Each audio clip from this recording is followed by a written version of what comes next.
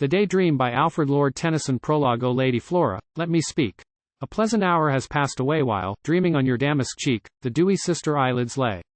As by the lattice you reclined, I went through many wayward moods to see you dreamingland, behind, a summer crisp with shining woods.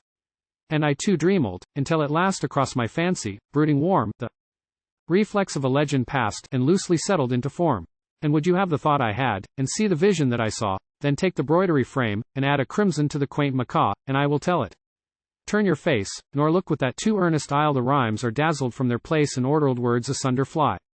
The sleeping palace the varying year with blade and sheaf clothes and reclothes the happy plains. Here rests the sap within the leaf, here stays the blood along the veins. Faint shadows, vapors lightly curled, faint murmurs from the meadows come, like hints and echoes of the world to spirits folded in the womb. 2. Soft luster bathes the range of urns on every slanting terrace lawn. The fountain to his place returns deep in the garden lake withdrawn. Here droops the banner on the tower, on the hall hearths the festal fires, the peacock in his laurel bower, the parrot in his gilded wires.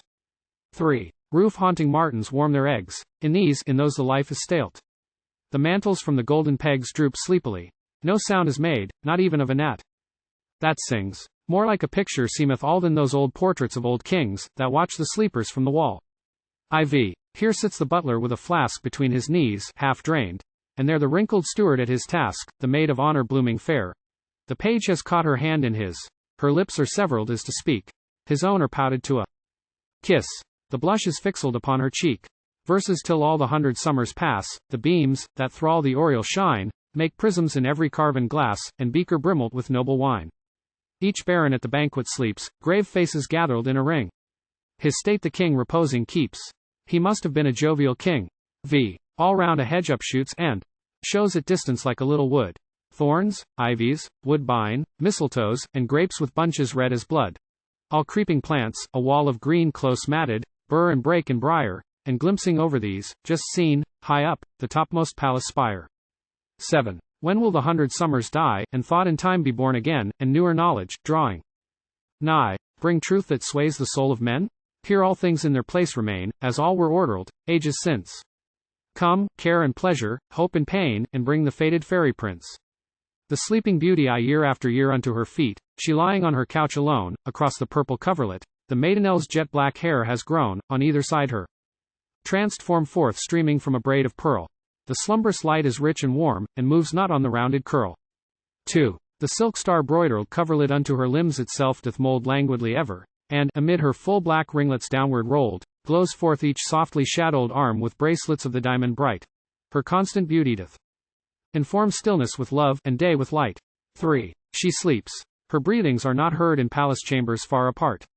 The fragrant tresses are not stirred that lie upon her charmed heart. She sleeps. On either hand upswells the gold-fringed pillow lightly pressed. She sleeps, nor dreams, but ever dwells a perfect form in perfect rest. The arrival all precious things, discovered late, to those that seek them issue forth. For love in sequel works with fate, and draws the veil from hidden worth. He travels far from other skiesel, his mantle glitters on the rocksel a fairy prince, with joyful eyes, and lighter-footed than the fox. 2. The bodies and the bones of those that strove in other days to pass, are withered in the thorny close, or scattered blanching on the grass. He gazes on the silent dead.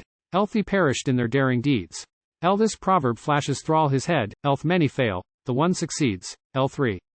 He comes, scarce knowing what he seeks. He breaks the hedge, he enters there. The color flies into his cheeks. He trusts to light on something fair, for all his life the charm did talk about his path, and hover near with words of promise in his walk, and whispered voices at his ear. IV. More close and close his footsteps wind. The magic music in his heart beats quick and quicker, till he find the quiet chamber far apart. His spirit flutters like a lark, he stoops to kiss her on his knee. Lo, if thy tresses be so dark, how dark those hidden eyes must be. The revival a touch, a kiss. The charm was snapped. There rose a noise of striking clocks, and feet that ran, and doors that clapped, and barking dogs, and crowing cocks. A fuller light illumined all, a breeze thrall all the garden swept. A sudden hubbub shook the hall, and 60 feet the fountain leapt. 2. The hedge broke in, the banner blew, the butler drank, the steward scrawled, the fire shot up, the martin flew, the parrot screamed, the peacock squalled, the maid and page renewed their strife, the palace bangled, and buzzled and clacked, and all the long-pent stream of life dashed downward in a cataract. 3. And last with these the king awoke, and in his chair himself uprailed, and yawned, and rubbled his face, and spoke, "Be wholly rude, a royal beard. How say you? We have slept, my lords. My beard has grown into my lap." The barons swore, with many words, 'Twas but an after-dinner's nap. Party, returned the king, but still my joints are somewhat stiff or so. My lord, and shall we pass the bill I mentioned half an hour ago? The chancellor, sedate and vain, in courteous words returned reply, but dallied with his golden chain, and, smiling, put the question by. The departure and on her lover's arm she leant, and round her waist she felt it fold, and far across the hills they went in that new world which is the old. Across the hills, and far away beyond their utmost purple rim, and deep into the dying day the happy princess followed him. Too-earnest sleep another 100 years, O love, for such another kiss. Lo wake forever, love, she hears, lo love, 'twas such as this and this. And o'er them many a sliding star, and many a merry wind was born, and, streamled through many a golden bar, the twilight melted into morn. 3. Lo eyes long laid in happy sleep, lo happy sleep, that lightly fled. Lo happy kiss, that woke thy sleep. Lo love, thy kiss would wake the dead. And o'er them many a flowing range of vapor built the crescent bark, and, wrapped through many a rosy change, the twilight died into the dark. 100 summers. Can it be? And whither goest thou? Tell me where? Lo seek my father's court with me, for there are greater wonders there. And o'er the hills, and far away beyond their utmost purple rim, beyond the night, across the day, through all the world she followed him. Moral so, Lady Flora, take my lay, and if you find no moral there, go, look in any glass and say, what moral is in being fair? Oh, to what uses shall we put the wildweed flower that simply blows? And is there any moral shut within the bosom of the rosé? 2. But any man that walks the mead, in bud or blade, or bloom, may find, according as his humors lead, a meaning suited to his mind.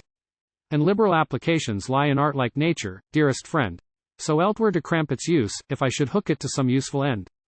L'envoy you shake your head, a random string your finer female sense offends. Well, were it not a pleasant thing to fall asleep with all Onel's friends, to pass with all our social ties to silence from the paths of men, and every 100 years to rise and learn the world, and sleep again. To sleep through all terms of mighty wars, and wake on science grown to more, on secrets of the brain, the stars, as wild as aught of fairy lore, and all that else the years will show, the poet forms of stronger hours, the vast republics that may grow, the federations and the powers. Titanic forces taking birth in divers seasons, divers climes, for we are ancients of the earth, and in the morning of the times. 2. So sleeping, so aroused from sleep through all sunny decades new and strange, or gay. Quinquenniads would we reap the flower and quintessence of change. 3. Yet would eland would I might. So much your eyes my fancy tackle be still the first to leap to light that I might kiss those eyes awake. For, am I right, or am I wrong, to choose your own you did not care. You'll have my moral from the song, and I will take my pleasure there. And, am I right or am I wrong, my fancy, ranging thrall and thrall, to search a meaning for the song, perforce will still revert to you, nor finds a closer truth than this all graceful head, so richly curled, and evermore a costly kiss the prelude to some brighter world. For since the time when Adam first embraced his Eve in happy hour, and every bird of Eden burst in carol, every bud too flower, what eyes, like thine, have wakened hopes, what lips, like thine, so sweetly joined. Whereon the double rosebud droops the fullness of the pensive mind, which all too dearly self-involved, yet sleeps a dreamless sleep to me, a sleep by kisses undissolved, that lets thee neither hear nor see, but break it. In the name of wife, and in the rights that name may give, are clasped the moral of thy life, and that for which I care to live. Epilogue so, Lady Flora, take my lay, and, if you find a meaning there, whisper to your glass, and say, what wonder, if he thinks me fair?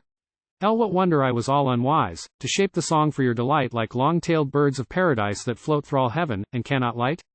Or old world trains, upheld at court by Cupid boys of blooming hue but take it learnest wed with sport, and either sacred unto you.